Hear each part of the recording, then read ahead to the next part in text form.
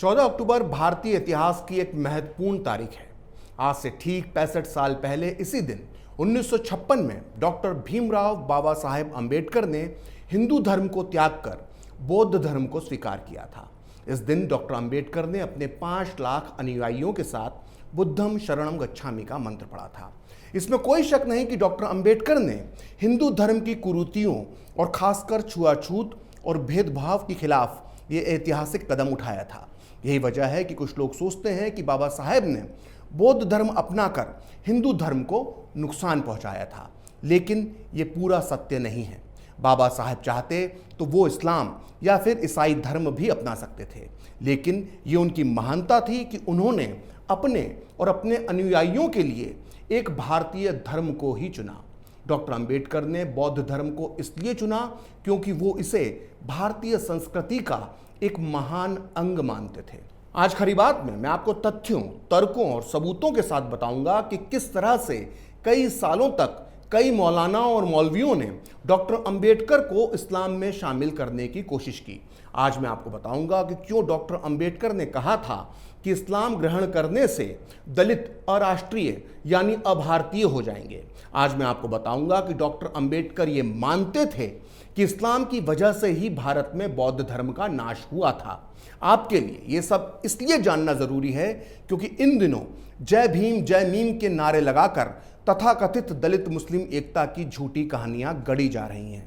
आपके लिए ये सब इसलिए भी जानना जरूरी है क्योंकि यूपी में मुस्लिम धर्मांतरण के जिस रैकेट का खुलासा हुआ है उसमें सबसे ज्यादा निशाने पर दलित ही हैं। तो आइए बिना देर किए शुरू करते हैं कि बौद्ध धर्म अपनाने के पीछे डॉक्टर अम्बेडकर के क्या तर्क थे, और ये तर्क मिलते हैं इस किताब में जिसका नाम है डॉक्टर बाबा साहेब अम्बेडकर जीवन चरित, जो इस वक्त मेरे हाथ में है। इस किताब को लिखा है धनंजय कीर ने, जिन्हें कांग्रेस सरकार ने 1971 में पद्म भूषण से सम्मानित किया था। इस किताब के कवर पेज पर ही देश के जाने माने साहित्यकार और वामपंथी विचारक नामवर सिंह के विचार लिखे हुए हैं। वो लिखते हैं कि बाबा साहेब की इस जीवनी यानी बायोग्राफी का स्थान लेने वाली कोई और कृति मौजूद नहीं है। यानी इस किताब की सच्चाई पर कांग्रेस और वामपंथी विचारधारा दोनों की मोहर लगी हुई है। अब इस प्रमाणिक किताब के पेज नंबर 472 के हवाले से मैं आपको बताना चाहूंगा कि बौद्ध धर्म स्वीकार करने से एक दिन पहले यानी 13 अक्टूबर 1956 को डॉक्टर अम्बेडकर ने नागपुर में प्रेस कॉन्फ्रेंस में क्या कहा था। उन्होंने कहा था कि मैंने एक बार गांधी जी से कहा था कि दलितों की समस्या को लेकर मेरे और आपके बीच मतभेद हैं, लेकिन समय आने पर मैं उस मार्ग को स्वीकार करूंगा जिससे इस देश को कम से कम खतरा पहुंचे। इसलिए बौद्ध धर्म को स्वीकार करके मैं इस देश का ज्यादा से ज्यादा कल्याण कर रहा हूं, क्योंकि बौद्ध धर्म भारतीय संस्कृति का अंग है। मैंने इस बात की सावधानी बरती है कि इस देश की संस्कृति और इतिहास की परंपरा को ठेस ना पहुंचे। 13 अक्टूबर 1935 को डॉक्टर अम्बेडकर ने येवला में पहली बार हिंदू धर्म को त्यागने का ऐलान किया था। डॉक्टर अम्बेडकर की धर्म परिवर्तन के ऐलान के बाद पूरे हिंदुस्तान में हड़कंप मच गया। जैसा कि आज के दौर में आपने देखा होगा कि कई मुस्लिम संगठन और मुस्लिम नेता खुद को दलितों का हमदर्द बताकर उन्हें अपने साथ मिलाने और भड़काने की कोशिश करते हैं। ठीक उस दौर में भी ऐसा ही हो रहा था। आज जैसे हैदराबाद के ओवैसी बंधु जय भीम जय मीम के नारे लगाते हैं, तो उस दौर में हैदराबाद के नवाब ने डॉक्टर अम्बेडकर को मुसलमान बनाने के लिए लाखों करोड़ों रुपए का लालच दिया था, लेकिन डॉक्टर अम्बेडकर के ईमान को खरीदना मुश्किल ही नहीं नामुमकिन था। बाबा साहेब बेहद ईमानदार होने के साथ साथ कट्टर देशभक्त भी थे। उनको लगता था कि अगर दलित मुसलमान बन गए तो वो अराष्ट्रीय हो जाएंगे, यानी वो इस देश की संस्कृति से दूर हो जाएंगे। धर्म परिवर्तन कर मुसलमान या फिर ईसाई बन जाने को लेकर डॉक्टर अम्बेडकर के क्या विचार थे, ये दर्ज है डॉक्टर अम्बेडकर जीवन चरित के पेज नंबर 266 पर, जिसमें अम्बेडकर के एक पत्र के हवाले से लिखा हुआ है कि दलितों के धर्म परिवर्तन की वजह से देश पर क्या असर पड़ेगा ये ध्यान में रखने लायक है। अगर दलित मुसलमान या ईसाई बने तो वो अराष्ट्रीय हो जाएंगे। अगर वो मुसलमान बने तो मुसलमानों की संख्या दुगनी हो जाएगी। अगर वो ईसाई बने तो ईसाइयों की संख्या 5-6 करोड़ हो जाएगी। इसका नतीजा ये होगा कि इस देश पर ब्रिटिश हुकूमत की पकड़ और अधिक मजबूत हो जाएगी। 1935 के येवला परिषद के जिस भाषण में डॉक्टर अंबेडकर ने हिंदू धर्म छोड़ने का ऐलान किया था, उसमें उन्होंने कहा था कि मैं दुर्भाग्य से अछूत जाति में पैदा हुआ हूं, ये मेरे बस में नहीं था, लेकिन मैं आपको यकीन दिलाता हूं कि मैं एक हिंदू के रूप में कभी नहीं मरूंगा। लेकिन इसी भाषण के दौरान बाबा साहब ने एक बात और कही थी जो आपको कभी नहीं बताई जाती। उन्होंने अपने इसी येवला परिषद के भाषण में अपने दलित भाइयों से कहा था कि ध्यान रखो, अपने लिए ऐसा धर्म चुनो जिसमें समान दर्जा, समान मौका, समान बर्ताव हो। और जाहिर है कि डॉक्टर अंबेडकर का इशारा इस्लाम धर्म की तरफ था, जिसे वो किसी भी हालत में समानता का धर्म नहीं मानते थे। दरअसल डॉक्टर अंबेडकर को अपने जीवन में हिंदू धर्म के साथ साथ मुसलमानों से भी छुआछूत और भेदभाव का सामना करना पड़ा था। आपको अब तक डॉक्टर अंबेडकर के बारे में बार बार यही बताया गया होगा कि कैसे उन्हें बचपन में बैलगाड़ी से उतार दिया गया था, कैसे उन्हें स्कूल में अलग से पानी पीना पड़ता था, कैसे नाई ने उनके बाल काटने से मना कर दिया था और कैसे उन्हें बड़ौदा में रहने के लिए घर नहीं मिला था। लेकिन कभी आपको किसी ने ये नहीं बताया होगा कि कैसे मुस्लिम समाज के कुछ लोगों ने भी उनके साथ भेदभाव का बर्ताव किया था। ये बात मैं नहीं कह रहा, बल्कि ये बात खुद डॉक्टर अंबेडकर ने अपनी लघु किताब वेटिंग फॉर ए वीज़ा में लिखी है। इस किताब को बाकायदा अमेरिका की कोलंबिया यूनिवर्सिटी में कोर्स में पढ़ाया जाता है। डॉक्टर अंबेडकर ने इस किताब के चौथे अध्याय में 1934 की अपनी दौलताबाद यात्रा का जिक्र करते हुए लिखा है, वो रमज़ान का महीना था। हमने दौलताबाद किले के बाहर बने तालाब में हाथ मुंह धोए ही थे कि एक बूढ़ा मुसलमान चिल्लाते हुए बोला कि तुम अछूतों ने तालाब का पानी गंदा कर दिया।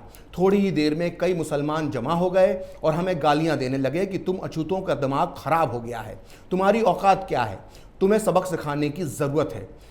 हमने समझाने की कोशिश की, लेकिन मुसलमान हमारी बात सुनने को तैयार नहीं थे। वो हमें इतनी गंदी गालियां दे रहे थे कि हम भी बर्दाश्त नहीं कर पा रहे थे। वहाँ दंगे जैसे हालात बन गए थे और इसी और हत्या भी हो सकती थी। तब मेरा धैर्य खत्म हो गया। मैंने थोड़ा गुस्से में पूछा कि क्या तुमको तुम्हारा धर्म यही सिखाता है? क्या तुम किसी अछूत को पानी लेने से रोक दोगे अगर वह मुसलमान बन जाए तब भी? ये सुनकर वो चुप हो गए। इस किस्से से साफ होता है कि कैसे एक अछूत हिंदू मुसलमान के लिए भी अछूत होता है। तो सुना आपने, डॉक्टर अंबेडकर ने साफ साफ लिखा है कि एक अछूत हिंदू मुसलमान के लिए भी अछूत होता है। अंबेडकर ये शिद्दत से मानते थे कि हिंदू धर्म के अंदर रहते हुए दलितों पर भयंकर अत्याचार हुए हैं, लेकिन साथ में वो ये भी मानते थे कि सिर्फ इसी आधार पर मुसलमान दलितों के दोस्त नहीं हो जाते हैं। दरअसल हुआ यूं था कि बंटवारे के बाद पाकिस्तान के मुसलमानों ने दलित समुदाय को ज़बरदस्ती पाकिस्तान में रोक लिया था। इसकी वजह यह थी कि पाकिस्तान को सफाई कर्मचारियों की ज़रूरत थी और इसीलिए वो हिंदू दलितों को किसी भी कीमत पर भारत नहीं जाने देना चाहते थे। खुद पाकिस्तान के प्रधानमंत्री लियाकत अली खान ने उस वक्त कहा था कि अगर दलित हिंदू पाकिस्तान से चले गए तो हमारे शहरों की सफाई कौन करेगा। पाकिस्तान की इस नीच हरकत से डॉक्टर अंबेडकर बहुत नाराज थे। डॉक्टर अंबेडकर ने एक मशहूर लेख लिखा था जो 27 नवंबर 1947 को फ्री प्रेस जर्नल में प्रकाशित हुआ था। इस लेख में उन्होंने पाकिस्तान को चेतावनी देते हुए लिखा था कि पाकिस्तान में फंसा दलित समाज हर उपलब्ध मार्ग और साधन से भारत आ जाए। मैं ये कहना चाहता हूँ कि पाकिस्तान और हैदराबाद रियासत के मुसलमानों पर भरोसा करने से दलित समाज का विनाश होगा। दलित वर्ग हिंदू समाज से नफरत करता है, इसलिए मुसलमान हमारे मित्र हैं, ये मानने की बुरी आदत दलितों को लग गई है, जो अत्यंत गलत है। मुसलमान तो अपने लिए दलितों का साथ चाहते हैं, लेकिन बदले में वो कभी दलितों का साथ नहीं देते हैं। तो सुना आपने डॉक्टर अंबेडकर ने क्या कहा था। उन्होंने कहा था कि मुसलमान तो अपने लिए दलितों का साथ चाहते हैं, लेकिन बदले में वो कभी दलितों का साथ नहीं देते। खैर, आइए अब ये समझते हैं कि डॉक्टर अंबेडकर ने तमाम दबाव के बाद भी इस्लाम की तुलना में बौद्ध धर्म क्यों चुना। दरअसल उनका मानना था कि भारत में इस्लाम का प्रचार प्रसार तलवार की नोक पर हुआ है। इस्लामी आक्रमणकारियों ने न केवल हिंदू धर्म पर तलवार चलाई बल्कि बौद्ध धर्म के विनाश में भी इस्लाम की सबसे बड़ी भूमिका थी। इस विषय पर डॉक्टर अंबेडकर ने एक लेख लिखा था जिसका शीर्षक था the decline and fall of Buddhism. ये लेख doctor Baba Saheb Ambedkar writings and speeches के वॉल्यूम 3 के पेज नंबर 229 पर प्रकाशित हुआ है। इस पुस्तक को 1987 में महाराष्ट्र सरकार ने प्रकाशित करवाया था। ये बड़ा ही प्रामाणिक ग्रंथ है। बाबा साहब ने अपने लेख में लिखा था कि इसमें कोई संदेह नहीं है कि भारत में बौद्ध धर्म का पतन मुसलमानों के आक्रमण के कारण हुआ। इस्लाम बुद्ध का दुश्मन था। जैसा कि हर व्यक्ति जानता है कि बुद्ध एक अरबी शब्द है जिसका अर्थ मूर्ति होता है, लेकिन ये कम लोग ही जानते हैं कि बुद्ध शब्द बुद्ध के अरबी अपभ्रंश से निकला है।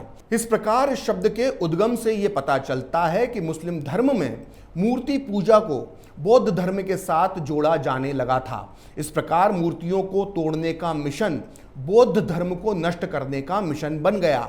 इस्लाम ने न केवल भारत में बल्कि जहां जहां भी उसका प्रवेश हुआ उसने वहां वहां बौद्ध धर्म का नाश किया।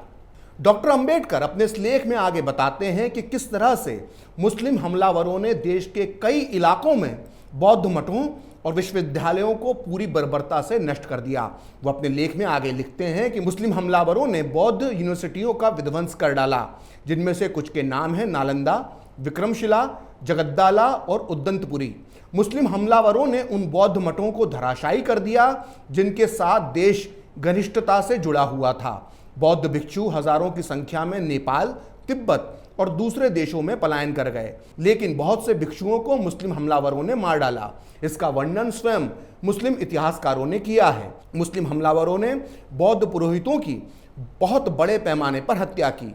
यह बौद्ध धर्म पर सबसे बड़ा कुठाराघात था, क्योंकि बौद्ध पुरोहितों की हत्या करके इस्लाम ने बौद्ध धर्म की ही हत्या कर डाली। भारत में बौद्ध धर्म पर यह सबसे बड़ी विपत्ति थी। इतिहास का हर विद्यार्थी जानता है कि बिहार के नालंदा में मुस्लिम आक्रमणकारियों ने ही बौद्ध विश्वविद्यालय को पूरी तरह से नष्ट कर दिया था। डॉक्टर अंबेडकर ने अपने इस लेख में मुस्लिम आक्रमणकारी बख्तियार खिलजी की इस बर्बरता का वर्णन करते हुए लिखा है कि सिर मुंडे ब्राह्मणों यानी बौद्ध भिक्षुओं की हत्या करके उनका पूरी तरह से सफाया कर दिया गया। इसके बाद विजेता मुस्लिम हमलावर किसी ऐसे व्यक्ति की तलाश करने लगे जो मठों के पुस्तकालय में मौजूद पुस्तकों के बारे में उन्हें बता सकता, लेकिन उन्हें एक भी ऐसा जिंदा व्यक्ति नहीं मिल सका जो उन पुस्तकों को पढ़ सकता। पड़ताल करने पर यह सामने आया कि यह पूरा किला एक विश्वविद्यालय था और हिंदी भाषा में इस विश्वविद्यालय को बिहार कहते थे। कितने शर्म की बात है कि आज इसी बख्तियार खिलजी के नाम पर नालंदा के पास एक शहर का नाम बख्तियारपुर है। सोचिए, जिस विदेशी हमलावर ने इस तरह से कत्लेआम मचाया, हिंदू और बौद्ध धर्म से जुड़ी लाखों ज्ञानवर्धक किताबों को जलाकर इंसानियत को ज्ञान के प्रकाश से दूर कर दिया, उसके नाम पर एक शहर का नाम है। क्या किसी और देश में ऐसे हमलावर के नाम पर कोई शहर का नाम हो सकता है? इससे भी बड़ी हैरत की बात यह है कि बिहार के मुख्यमंत्री नीतीश कुमार खुद बख्तियारपुर के रहने वाले हैं और फिर भी उन्होंने अपने शहर का नाम बदलने पर कभी विचार नहीं किया। खैर, हम वापस आते हैं डॉक्टर अंबेडकर पर। अब सवाल उठता है कि इस्लामी आक्रमणकारियों ने तो हिंदुओं पर भी हमला किया था, तो फिर हिंदू धर्म कैसे बच गया और बौद्ध धर्म क्यों समाप्त हो गया? डॉक्टर अंबेडकर ने इस सवाल का भी जवाब दिया है। उन्होंने बहुत ही गहराई के साथ अपने लेख में लिखा है, मुसलमानों ने ब्राह्मणों और बौद्धों दोनों का कत्ल किया, लेकिन दोनों धर्मों की पुरोहित प्रणाली में अंतर था। ये इतना बड़ा अंतर था कि ब्राह्मणवाद तो बच गया लेकिन बौद्ध धर्म नहीं बच सका। दरअसल हिंदुओं के लिए प्रत्येक ब्राह्मण भावी पुरोहित होता था और हर ब्राह्मण परिवार में मंत्रों का उच्चारण, तीर्थ यात्राओं और किसी न किसी वेद पुराण को कंठस्थ करने का रिवाज था। लेकिन इसके विपरीत बौद्ध धर्म में पुरोहित बनने के लिए विशेष प्रशिक्षण लेना पड़ता था। इस प्रकार जब इस्लामी हमलावरों ने ब्राह्मणों की हत्या की तो भी हिंदू धर्म चलता रहा, लेकिन जब उन्होंने बौद्ध भिक्षुओं की हत्या की तो अपने आप ही पूरे बौद्ध धर्म की हत्या हो गई। तो सुना आपने, ये थे डॉक्टर अंबेडकर के इस्लाम पर विचार। और आपको ये विचार जानकर ये पता चल गया होगा कि उन्होंने जब हिंदू धर्म छोड़ा तो उन्होंने इस्लाम को क्यों नहीं अपनाया और अपने नए धर्म के लिए बौद्ध धर्म को ही क्यों चुना। दरअसल बाबा साहेब ने जो फैसला लिया था उसकी सच्चाई आज सारी दुनिया में नजर आ रही है। हिंदू और बौद्ध धर्म का तो बहुत पुराना नाता है और आगे भी रहेगा। वहीं दूसरी तरफ इस बात में कोई शक नहीं है कि इस्लाम और बौद्ध धर्म पूरी तरह से अलग अलग संप्रदाय, अलग अलग धर्म हैं, क्योंकि बौद्ध धर्म की मूल अवधारणा ही अहिंसा और शांति है।